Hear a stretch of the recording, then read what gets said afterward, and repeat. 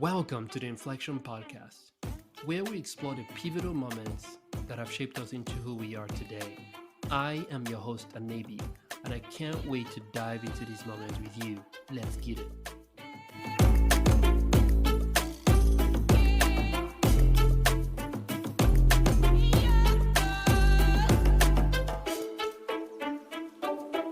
Welcome to another episode of the Inflection Podcast. Super fantastic to have you with me here today, Andrew. It's always a pleasure diving into things, chopping it up. I think we can talk for hours, but let's see how long this goes today. Yeah, we already had a little mini podcast before we even started recording here. Yeah, thank you for having me, and excited to be on, potentially the first video podcast here as well. Yeah, IRL, right? Everything is virtual these days, and there's a greater appreciation for in-person. And I hope we can do a lot more in-person recordings going forward. It's about darn time, right? Yeah, it's always good to get together when you can, especially when we're in the same state, so it makes it easy. Yeah, makes sense. But as the name implies, inflection, and that's something you and I have riffed on for a little bit for the past few years, this concept of the past, the present, the future, and the interplay between those three states, how we're, for lack of a better term, somewhat shaped by things from the past that have happened to us. Now you could be inordinately focused on that to the detriment of the present, or we could learn from that and bring those learnings into the present to apply it and say, those are things I should do again or not do again, right? And then strategize for the future. So that's a concept that I have been mildly obsessed with for the past few years, right? And once you start looking at life that way, you see it everywhere. You see those who are stuck in the past and can move forward.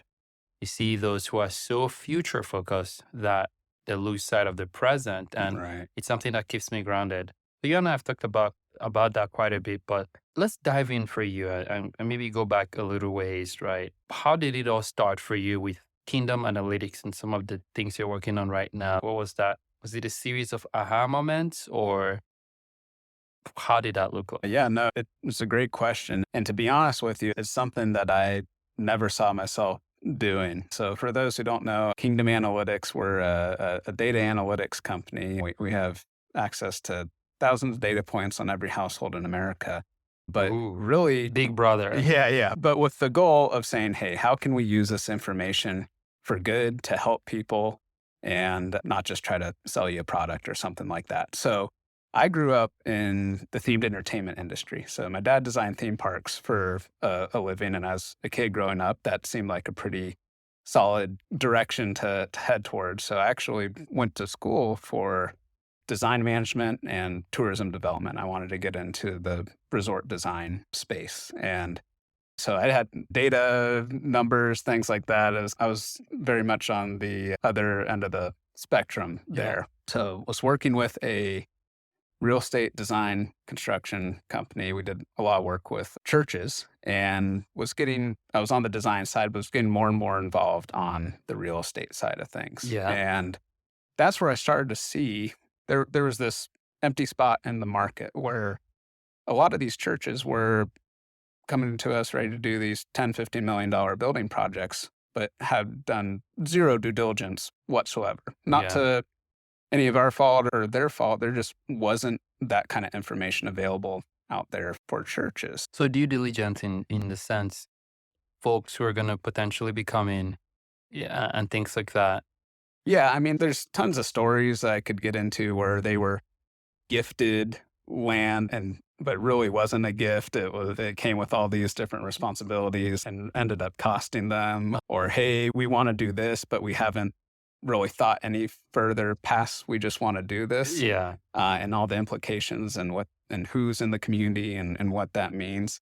So that kind of bothered me that there wasn't anything out there, and reached out to some individuals in the field who I knew were doing similar things and said, hey, have you guys ever thought about doing this in this kind of space? And everyone's, no, don't think we will. So that bothered me, but that's where that first kind of inflection point, I think, happened Yeah. where I said, okay, this isn't going to happen unless somebody does something about that, and nobody wants to do anything about that. So maybe that's me. And took me about a year to probably realize that, and it was somewhat on my own and somewhat forced into it a little bit. Yeah. Our CEO ended up leaving, and the real estate side was dissolved, and that's where I was like, oh, I guess it is. That's what I'm supposed to do. Prime time. So that was probably that first of maybe 3 or so inflection points that I guess I've seen happen throughout Kingdom Analytics. But that's where it got its beginning, was from seeing some of that and then seeing how it can be done really well. With the design background, if you look on the data side, a lot of times it's just numbers on a page. And for anyone who isn't a super data nerd, that's all it is. It's just numbers on a page. Nobody Yeah. knows what to do with that, how to act on it. So being able to bring in the story aspect of some of that and tell, okay, here's the numbers, but here's what this means. Here's the story of the person who's affected by that. And here's who they are and how you can reach them, help them, whatever that is.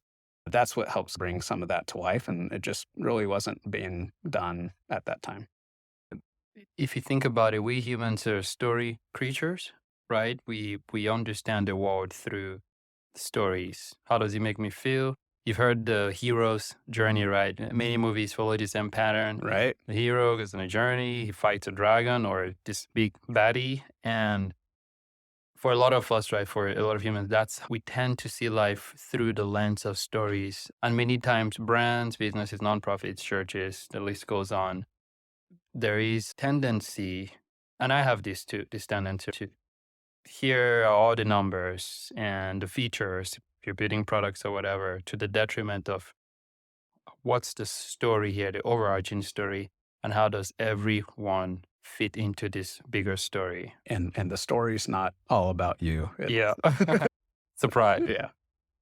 Oh man, but yeah. So as you've grown Kingdom Analytics over the past few years, what are certain trends you've seen, if you will?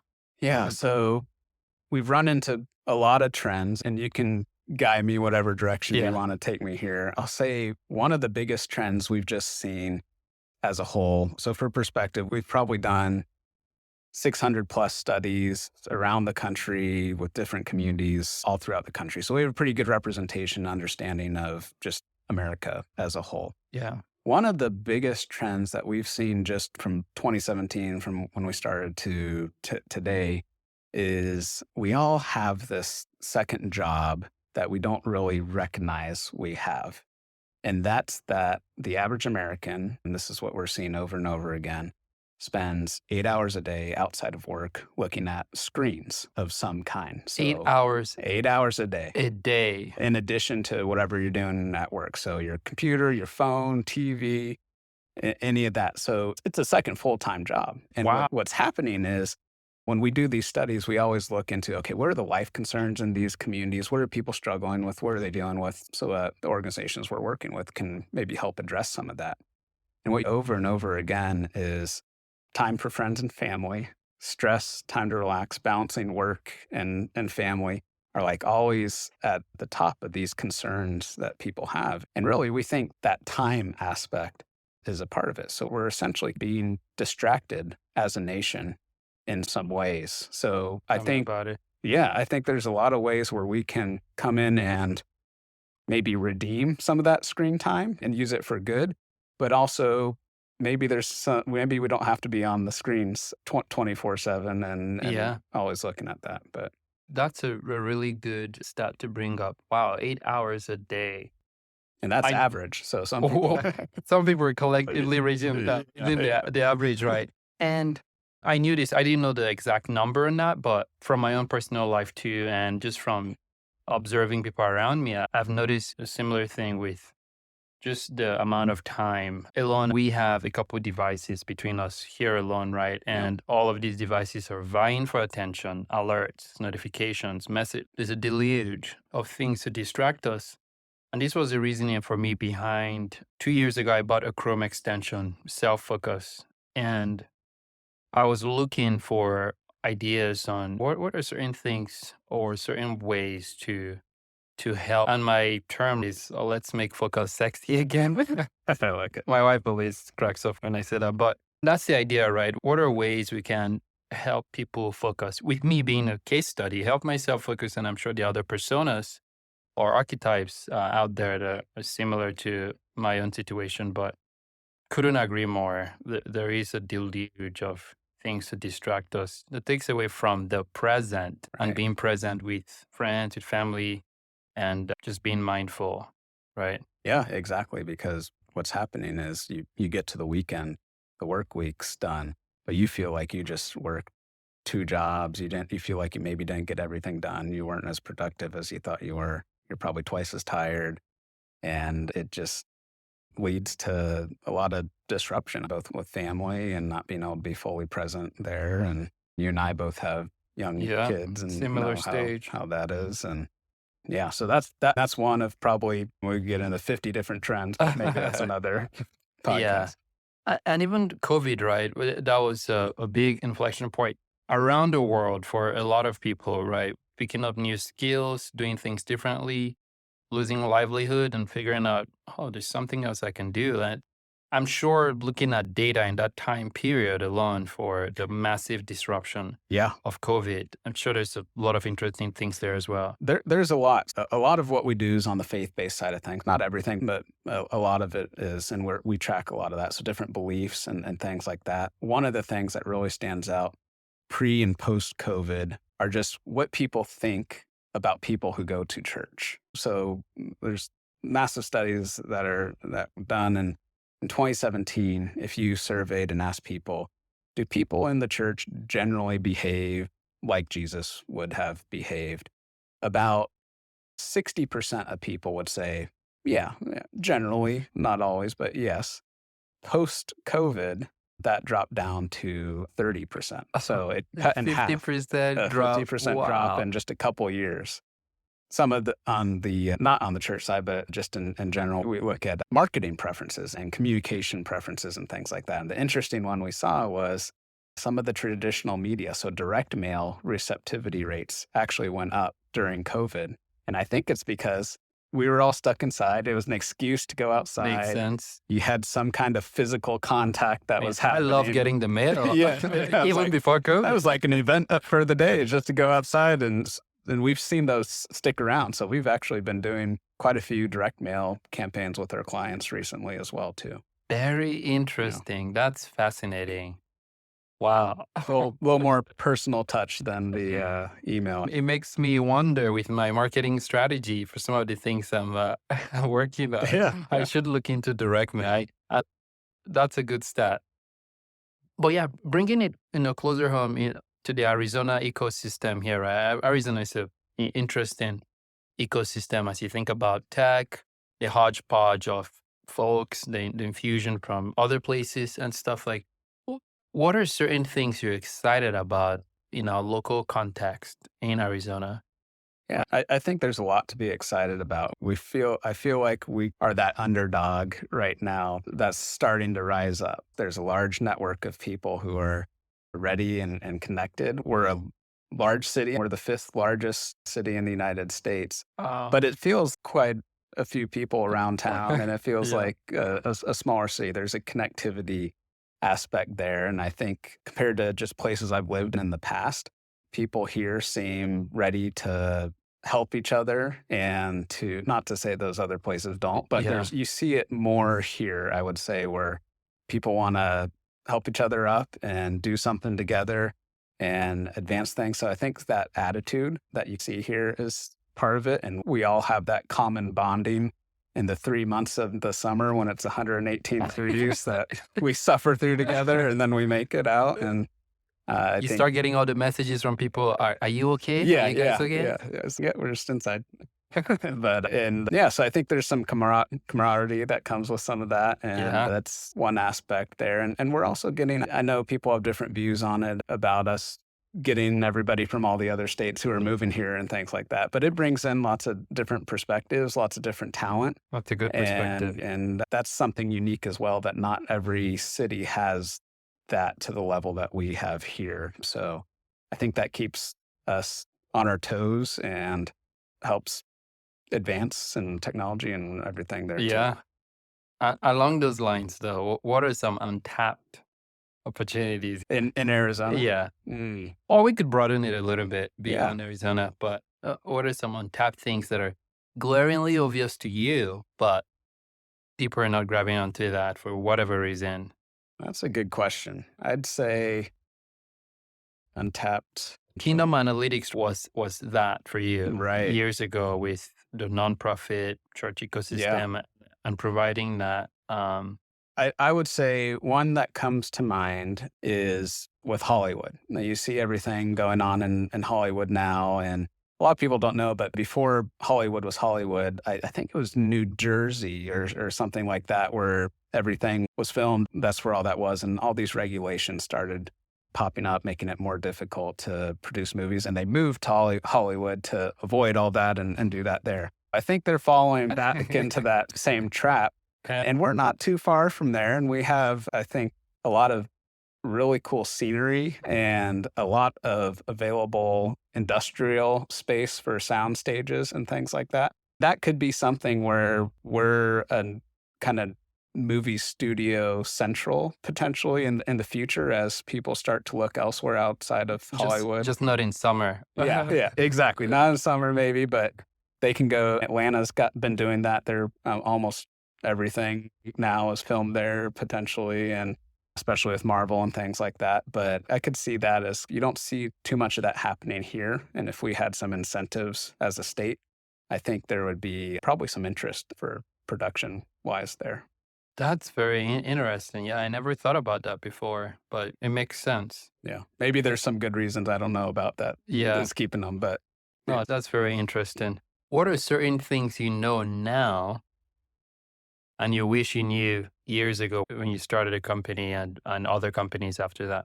Yeah, I think you always know it's going to be hard to start it, but it's another thing once you're already in it. You can make all the business plans you want and do all the projections you want. And I did some of that, and it looked nothing like what it. The real world, Right. you get in the real world, and we were talking about this the other day, right? You get in the real world and you get kicked in the teeth a couple of times, metaphorically speaking, and you lose all your teeth. Yeah. And you're like, whoa. Yeah. I think there's something to that. And I'm not saying don't make plans and don't be wise about it. Like, still do all those things, but just understand that you're going to have the ability to adapt along the way. And I think that in combination with persistence are really the two things that lead to a successful business. And knowing that from the beginning would have been helpful instead of figuring out the hard way. Yeah. But those two things I would say were my key takeaways. I'm sure there's more, but those are the two that come to mind. And that's something I've been reflecting on with my own journey too in business, entrepreneurship, working with startups. And there is almost, for a lot of beginners, I don't know if I'd call it beginner's pluck or beginner's naivety, where you don't know what you don't know. And everyone talks about how hard, or not everyone's fantasize about it, but for a lot of the folks who've been doing it way longer, they talk about it's going to be hard. So you know that intuitively it's going to be hard. But if you know how hard it's really going to be, for a lot of folks, it would probably stop them from starting.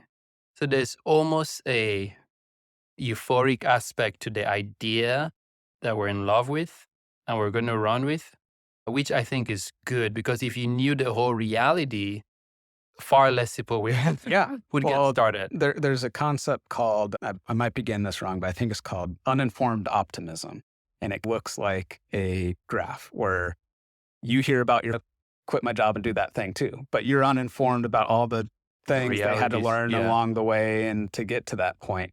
And you learn that. So it's like a curve where you see it go up and then you start hitting reality and it's, okay, that doesn't work. And a lot of times at that bottom of that curve, people quit.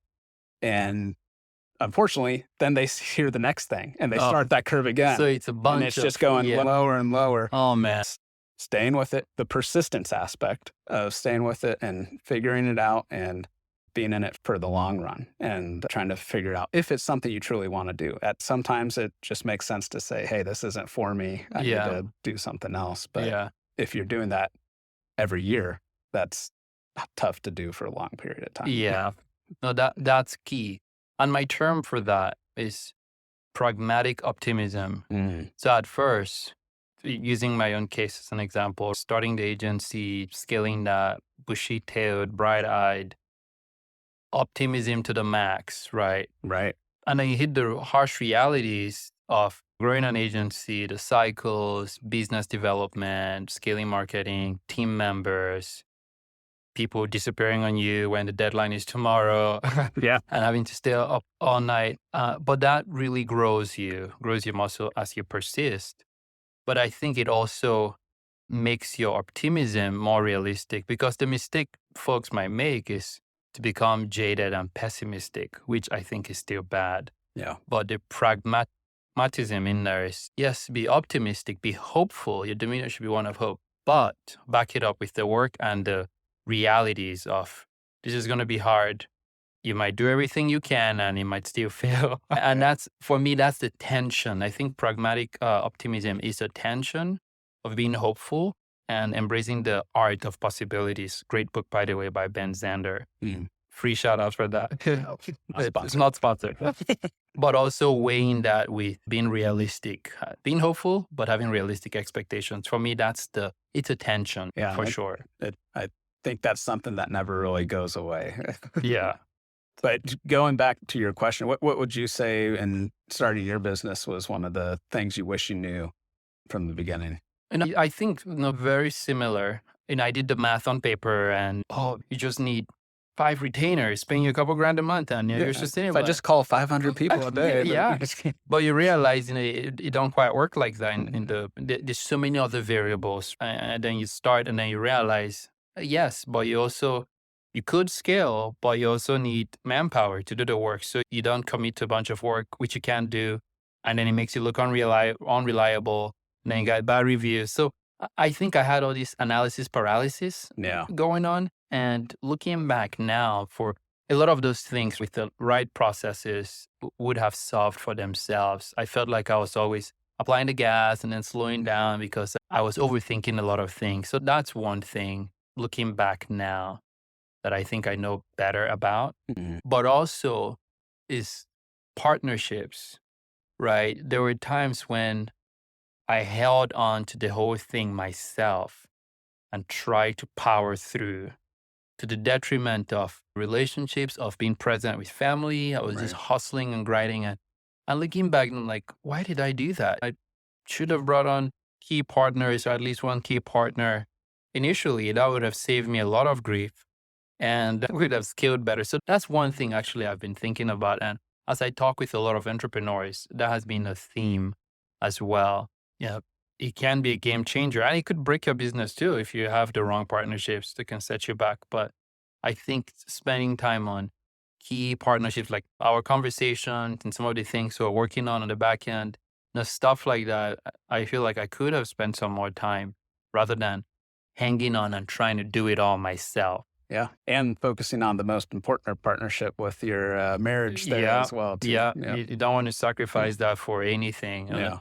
Unfortunately, for too many, that becomes a sacrifice. And you look back, and for a lot of folks, I ask, was it worth it? Successful business, but they lost their marriage. They were married to the business. And it's very easy to justify and say you're doing it for the marriage. But really, that's preach, brother. A lot of times it's just an excuse. So that's one thing for sure. I'm sure I can think about some, but that's one that's been front and center as I look back.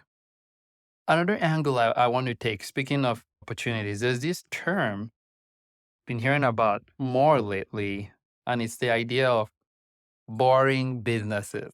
Okay. Yeah. You and I have talked about this a little bit.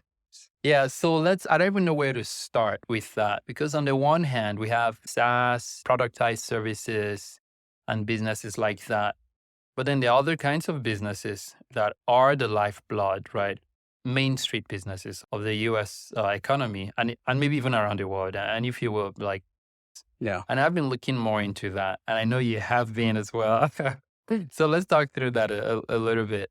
So when I say boring business, what exactly does that mean for you? For me, it means a overlooked business that can Okay. be really exciting, but doesn't sound exciting. Like one of the businesses that at some point I think would be really fun to get into. I don't know if I'd be the best actually doing it, but starting and working on would be carpet cleaning. All Ooh, right. So the reason I think that's could be an interesting one is because there's so many upsell opportunities to add more value with your clients. So you can come clean the carpets, but hey, the sofa looks like it could use a little cleaning as well. And we know some, or we do tile waxing, or there's so many different kind of ways you can do some upsell there.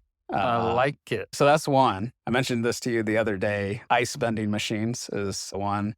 My brothers and my dad, we've been scouting out. I think I found the perfect location finally for that one. So that's one. Your self-wash car washes, very low maintenance. I'd love to buy some land at some point and make a really cool RV park. And there's lots of fun little businesses that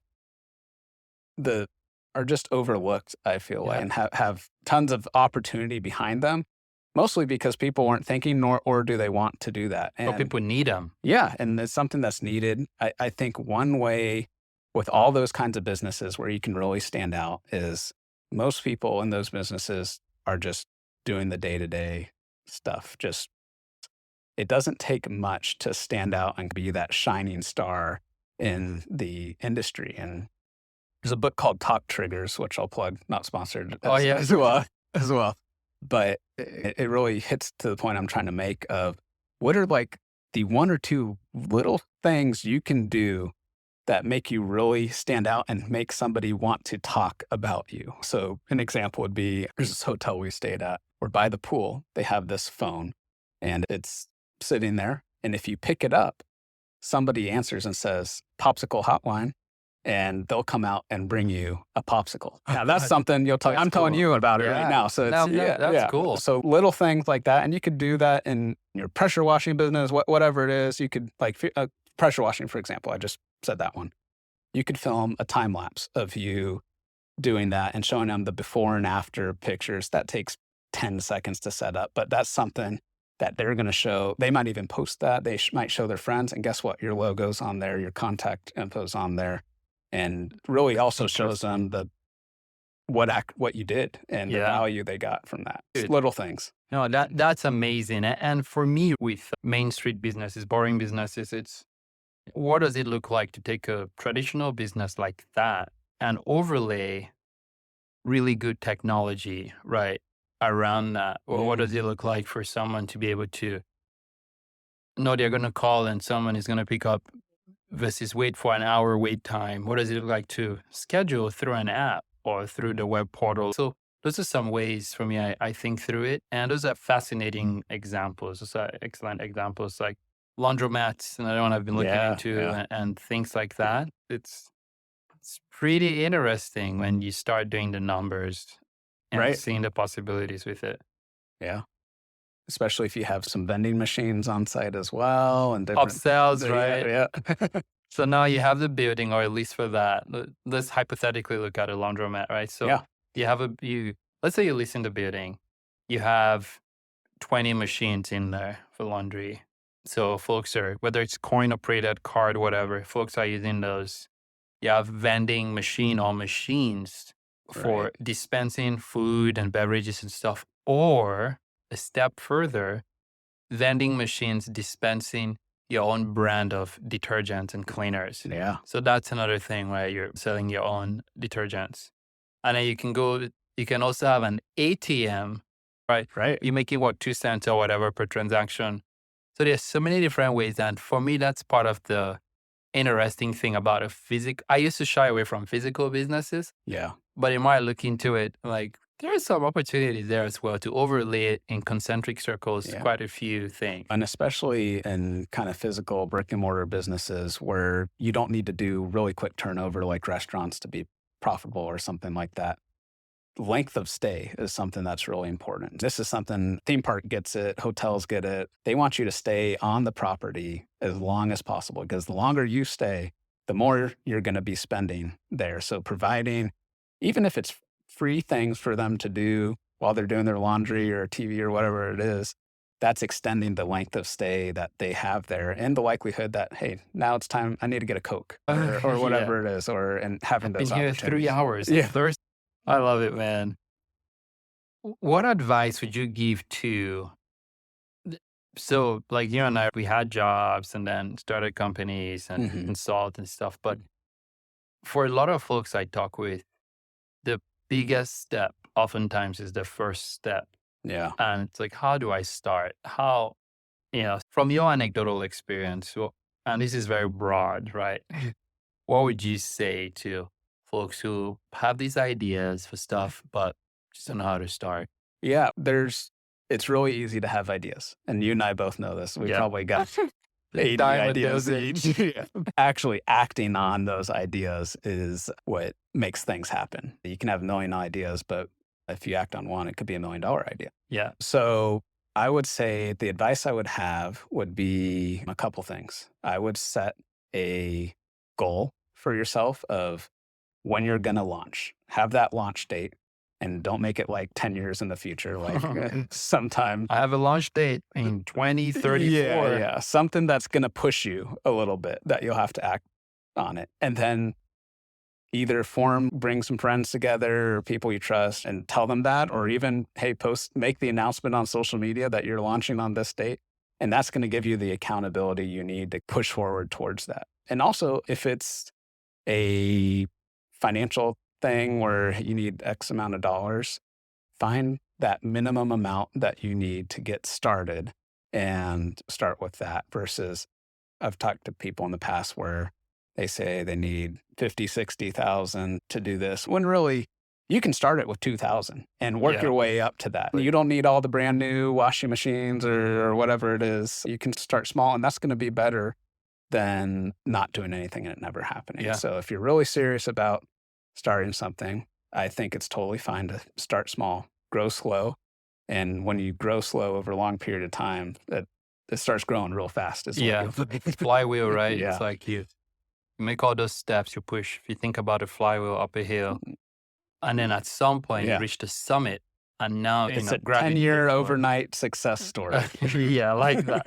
I like that oxymoron, right? 10-year overnight. A lot of times we look at overnight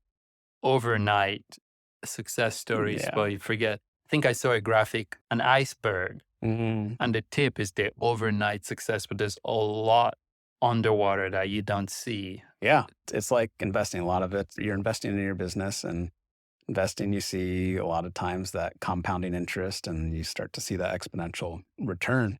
And the same goes for the time that you put into some of this and the effort and things like that. So I love it. Definitely very interesting prospects there and things worth looking into as folks look into Main Street businesses, getting things started. I think the biggest step is starting. And like you mentioned earlier, persistence, right, going through it, having a plan or having a goal, having accountability so you can execute on that. But there's something else you mentioned that gets me thinking about another conversation I've had before. And a friend of mine mentioned that for him, for some of these things, he essentially has like a board of advisors. Yeah. Right. So when you mentioned bringing friends in, folks you trust, folks that can hold you accountable and speak in and give you good advice, because also you can't take advice from everyone, right? If you take advice from everyone, then that's cancels out.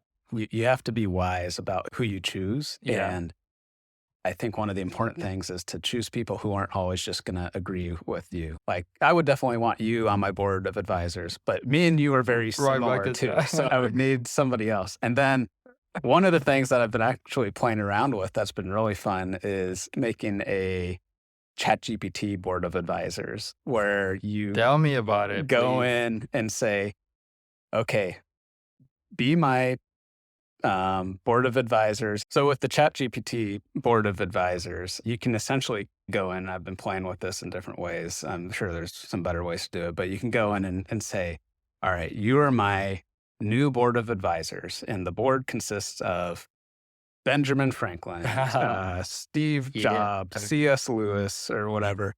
And here's the problem I'm dealing with. I'm trying to roll out this product or do this, or maybe it's a personal thing in your life. Give me specific advice from each of these in their own words on this issue. And you can just have your own little That panel of experts right in your pocket there. I would use that. Yeah, I was doing it on the way over here, actually. But That is yeah. cool. That is cool. That Well- would be very interesting. So folks can customize the board of advisors. Yeah, maybe it's an Both. industry expert in whatever you're doing, or something like that, who might have a unique perspective and say, "I'm trying to start this business. What would you suggest?" Yeah. Just to get some ideas. Take it with a grain of salt. Yeah. But And many times that's one area where I see AI doing really well. I see it as something that helps with that first draft, either helping you with the first draft and you improve on it, or you provide the first draft and you have it tweak it for you. But there's almost a back and forth. You can't just cede all authority for your content or whatever. Oh, get it done. There's a back and forth, and some tools may abstract away all of that. But at the back end, that's what's happening, right? It's you, the human, provide a prompt or input, might not be fully fleshed out, and it improves it, or you have it provide draft and then you improve that. So that's something I've been seeing more and more of, and that's how I tend to use ChatGPT and tools like that. So Yeah, give me ideas and I can provide it's a that. tool at the end of the Yeah. day, and there's different ways you can use it and different ways you should use it. and Yeah. It'll change, but yeah. Speaking of AI, so we've talked about the idea for sermons and so many other applications there, but what are some other industries getting massively disrupted by AI? Yeah. So I think every industry will be affected the same way the internet affected every industry. Yeah. And we'll probably look back on these AI conversations and be like, they're silly. They're talking about like making a website or whatever. But for now in 2023, this is a pretty cool thing that we're talking about. And I think it's important to know. Are you familiar with the Gartner hype cycle at all? Yeah. Oh, Yeah. So for listeners who may not be aware, you can look it up. It's called the Gartner hype cycle. And what you'll see is essentially a graph, and it will start at the bottom left corner and then rises to the top and then starts to fall down and then slowly rises over time. And this is essentially a trajectory that's true for almost any new technology, and especially AI. Right now, I'd say we're pretty much in I think it's called the peak of disillusion, or the peak of enlightenment, or something like that. We're at the top of that we're getting to the top of that hype. And inevitably what happens is the technology comes down to earth. And it doesn't mean it goes away, but it hits reality. And we start to see it for what it is and accept it, becomes maybe more accepted, or the expectations aren't as sky high as they used to be. Yeah. So right now we're seeing as this is going to change everything, and it will in time.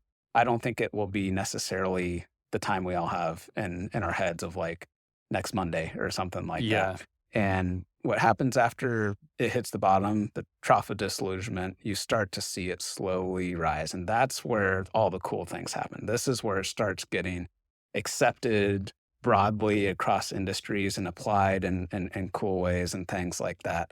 So I think that's what's going to happen, maybe a little slower than more people think. There'll be some industries that are maybe more disrupted immediately. Like you may not need your junior copywriter anymore. And I say junior because I think that's where this technology is right now. Now that will change. We're looking at things internally at Kingdom Analytics and using it in some different ways to replace different things and be productive. And similar to what we talked about when we said you could have a board of advisors, you can also have a team where you have your researcher, your personal assistant, your junior copywriter, or wherever it is, your marketing strategy person. and we're talking about businesses and starting businesses and things like that, there's been no time in history where it's been easier to start a business than 100%. today. So you have all the tools, you have all the knowledge. I could, with us sitting right here, can go online, pick a name, Yeah. register the business, file the articles of incorporation, add whoever is on the advisory board or whoever the managers or owners are, enter, pay, boom. You're literally just waiting for the paperwork to arrive. Literally And within half a day, you Yeah. could do that, which used to take legal fees and lawyers and all these different hurdles that made it really difficult. It's accessible to anybody. Now, there's more competition because of that, but some of the things we talked about earlier is the talk triggers and doing things a little different and Yeah. makes you stand out. But yeah, I think overall, every industry is going to be affected by it. And there just may be some that are maybe affected a little sooner than others. Yeah. What are your thoughts? What do you think? Like you said, I see a lot of industries. I think it's begun for sure. The Gartner thing you mentioned makes me think of, or the way I usually describe it is, think of it like a wave, right? If you, for those who surf, think of it like surfing a huge wave. And there's a new piece of technology we're excited about. The wave is just forming, right? And then the wave forms, and it's like, oh my gosh, here's a huge wave, and you want to ride that wave. So connecting the dots with what you said earlier about persistence, a lot of the companies that are doing stuff with AI, or even the AI companies themselves, a lot of the ones that will last are those that stay past the hype cycle. Now everyone's hyped about it. Yeah, awesome. Yeah, I can you go made it online. through the .com bust, Yeah. and yeah, So being able to stay after the wave crashes from the cools, it's no longer the exciting phase. But I think that's really where those, yes, you want to get in now and be an OG. So 5, 10 years, you've been doing it for 5, 10 years. So you probably have a leg up over newer entrants into the space, but sticking with it. So I'm very interested to see which companies last, but also the companies longer term that also keep using AI and figuring out efficiencies now, such right. that again, when the wave breaks, you've been doing this for a while and you're not, okay, now everyone is doing it. I need to do it. You've been experimenting iteratively and getting better over time. So that's how much I look at it. But I think it's going to touch so many industries, even for us at ULedger. So I currently lead product at a blockchain startup called ULedger and or Web3. And we're also looking internally at ways to infuse AI into a lot of our offerings, right? For better efficiencies, help our customers, and also for us to move a lot faster. So we're working on that now. And again, years from now, we'll be a lot better. So that's how I look at it. It's going to affect every industry at this point. It's probably either using AI already or looking Yeah. into it. And that's just those who know. A I- lot of it is abstracted away. You don't even know you're using AI. Freaking Grammarly uses AI. Yeah. Oh, yeah. Email spam blockers AI. Yeah. And that's been around for over a decade. So it's been a part of our lives. It's just a little more mainstream, and Yeah. there's different versions now. I'd say one industry I'm really excited for, and there's going to be pros and cons with this, of course, but one industry I'm excited for it to disrupt, I think that will be really interesting to see how that plays out, is just the film industry in general. That's controversial. I know right now there's a lot of strikes happening maybe around some of that, but I think it's just an inevitable aspect of where we're already headed towards custom, hyper personalized content. And what's going to be interesting is there's been several studies that have gone out that said 2028, 2030, 80% of content's going to be artificially generated. Wow. So what 80%. 80% potentially. 80. And we may be looking back at this podcast and laughing about this. But Yeah. Who knows? But and maybe it's 100. But what's going to be interesting is we're going to be living in our own personalized little lives where we essentially have nothing necessarily in common. All the movies, all the shows, all the content is going to be created on the spot for yourself. And what does that do for a nation, a community, a world when everybody's got their own little thing? There's no common thing that happens with everyone, and we're all in our own space, but also what are the cool applications of that? Of imagine being able to have story time with your daughter and she's in this crazy, she's Yeah. in Frozen You or know, I found a startup that is looking to do that. I'm connected with the founder on LinkedIn. I bookmarked it. One of the issues I have, I bookmark all these things and I'm like, crap, what bookmark did I put it under? What I folder? know, yeah. So I need to find it, but Hey, it's, there's a business for you right there. yeah. And it's hyper personalized with AI stories for kids. Okay. Having Yeah, a so it's daughter already now. starting. Yeah, so I Yeah. saw that and I said, it's a great idea. I need to look into it more. Now I don't know where I stashed it Yeah. away at, but that's very interesting you say that. Because I think it'd be fun to just say, I've always wanted there to be a really good miniseries on the life of King David. And I think that would be a perfect 3-season miniseries. And just being able to go in and say, hey, create me a 3-part miniseries on the life of King David, starring young Tom Holland at first, and then maybe Gerald Butler in 2007, 300 style when he's a little older, and directed by whoever you want. Christopher Nolan. Yeah, yeah. And just boom, here it is. And then, okay, here's 10 other things that are similar to that we just made too. And we talk about the screen time earlier. I think it's going to be part. I don't know what that's going to look like, but That's gonna be a battle. yeah. So Job security right there for companies figuring out ways to help with that, like self-focus. yeah. Quick plug. Hey, yeah, there you go.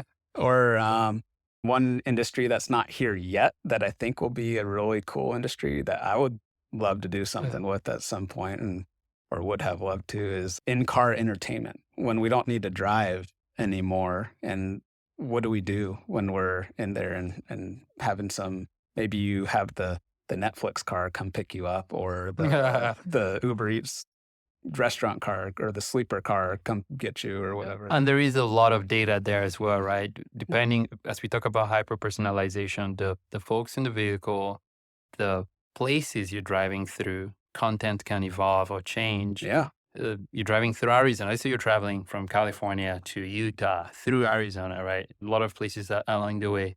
So it's very interesting. There's a lot you could do. Possibility. Technically, you don't even need windows. So you could be in a little movie theater if you wanted it to be or Immersive. yeah. Yeah.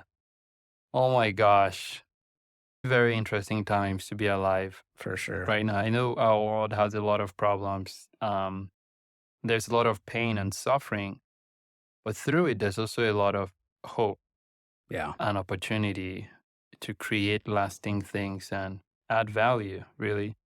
By the end of the day, the most important things I think are around relationships. We're built to be relational. Now we can talk tech all day, do tech and stuff. But at the end of the day, right, is what are the relationships we have, those circles of influence. And for me, that's what's key. It's Yeah. life is a journey of building relationships. It'll be very easy to become isolated and have your own set of views and everything that have no feedback from anyone else on. And yeah, there's definitely some danger to Yeah, that. that's a scary place to be, Yeah. to be where. And that's the danger too, as we talked earlier about the hyper personalization. I think that's great. And ads are inevitable. If I'm going to get ads and stuff, it might as well be contextualized to me, right?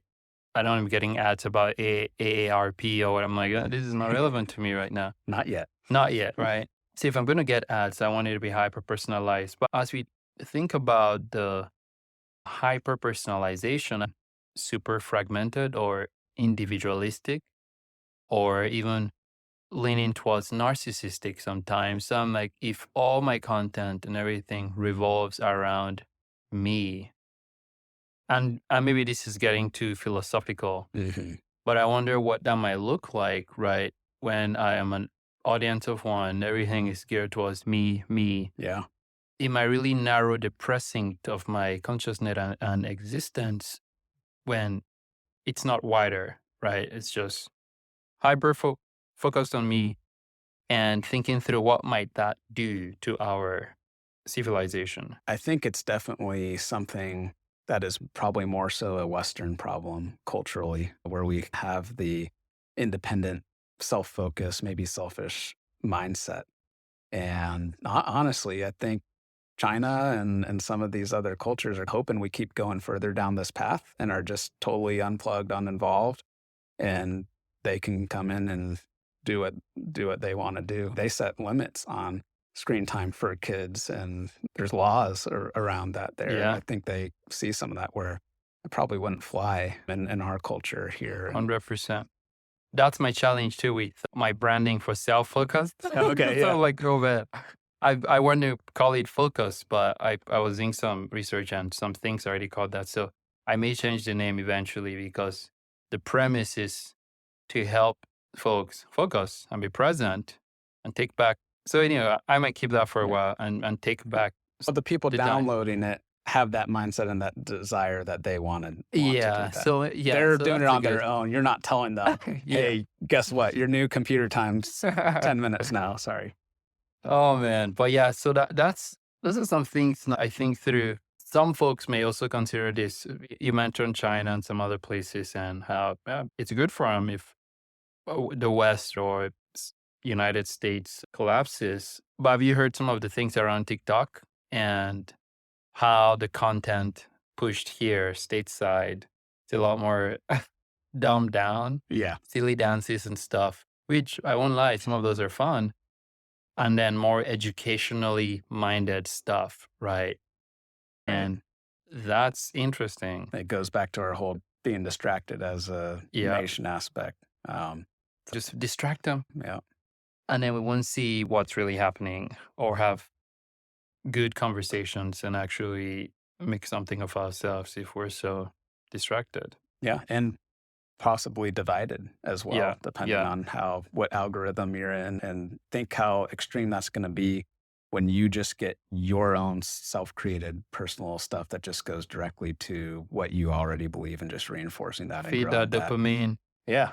keep it Yeah. high all the time, and boom. And if you All have right. control over that, of what's getting pushed, then you can slowly weave in different viewpoints. And if they're not able to talk to anybody else because you're just focused on your own thing, you can start to slowly shift what those views are over time, which can be pretty dangerous. Yeah. I've heard in some circles that the next world war, right, is going to be cyber. And maybe Mhm. it's, depending on who you talk to, we're there already. There's Yeah. a ideological, psychological warfare going on, but a lot of folks are going to dismiss that as conspiracy theory. But when I look at the trends online and the things that consume us, I just find it pretty bizarre, pretty interesting. The things we're distracted by, because there's so much happening in the real world and places we can effect change, but we're so distracted by all these ideologies and stuff and fighting that. Yeah. The real boots on ground issues are, I don't know, I don't care about that. There's all of this other ideological stuff I could spend my life fighting about, and it's sad. And it's something that's happened over and over again in history. You look back at past empires and how they've risen and fallen. There's a very common pattern of how that happens, and we're following it to a T. Wow. You can look back at Great Britain, at the Netherlands, at Spain, at China and Rome, and there's an archetype for it, and we're just going straight down the Following this. same exact path. So we Oh got a my good gosh. 250 years at least. We'll see what happens for the next. I see the next run. Oh my gosh, this is fantastic, brother. We're covering all the topics. Yeah, everything. Nothing is off the table, man. We've covered a lot of ground here today, and I want to go back again. Concept of inflection points. We've talked about a few. Is there something you're going through right now that you'd say is an inflection point, and maybe we could talk about some others too? Yeah. So I think at Kingdom Analytics, we're in the midst of one now, which is interesting. It's an interesting period to be in, and realizing that you're in it. And we've talked about some of the AI stuff, and then what we've been working on for a couple months now is essentially an AI product, to where Kingdom Analytics, we're working with nonprofits, businesses, churches, different things like that. And what we've done is been able to really capture who these people are, whether it's donors, customers, congregants. We use a system called mosaics. So if you're not familiar with mosaics and you're listening to this, I'll let you in on the secret. This is something developed behind closed doors by the credit agencies in the United States and Europe, at least. If we're getting a real scoop here. Yeah, you're getting the inside secrets now. So what they've done is essentially, whether we like it or not, grouped every household into one of 71 different mosaic groups or types based off of the hundreds of things that they know about us that we probably wish they didn't. Yeah. And that's really great info to know if you're marketing something and trying to sell something. We don't do too much in that space, but there's a ton of great marketing data. And we all fall into one of these buckets. You and I both know we're individuals, but we're individuals with some similarities. Yeah. And that's where it can be really helpful, because if you're Coca-Cola and you come out with a new product, you want to know who your target market or your target mosaic is what they'll use. So there's 71. They got these funny names. They're interesting. But what we've done is overlaid a ton of additional data on top of that. So for nonprofits, we've overlaid giving data, preferences, beliefs, values, all these different things. The business side's already ready to go. For churches, we'll overlay religious data and all different kinds of things. And what this creates for us is these super robust profiles, and very accurate too, by the way, of who these people are. So when we go in and we're working with an organization, we can take their people, and we just need an address list, and analyze them and say, here are the top mosaics in your church and your donor base and your customer base, whatever it is.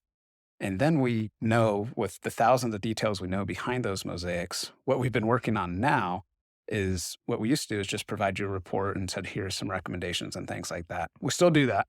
Very helpful. But what we've been doing now is taking the thousands of data points, training an AI on all those details, and it's able to make these really cool connections that, like, you and I would overlook. Like we saw with one donor base that, like, it connected that their donors were 50 times more likely to give after going to Disneyland and or doing this and this, things like that, where it's like, I wouldn't have found those connections. But so sponsor a trip to Disneyland.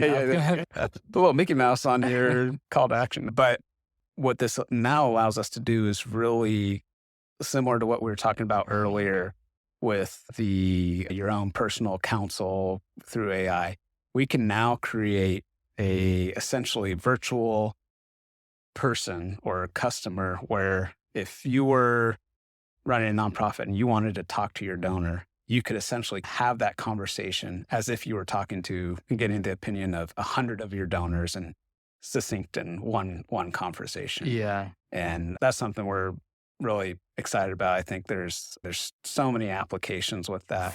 So personalizing the persona, so you can chat with a persona, which is a combination of several, like an archetype. Right? Yeah. So now you're chatting with that archetype.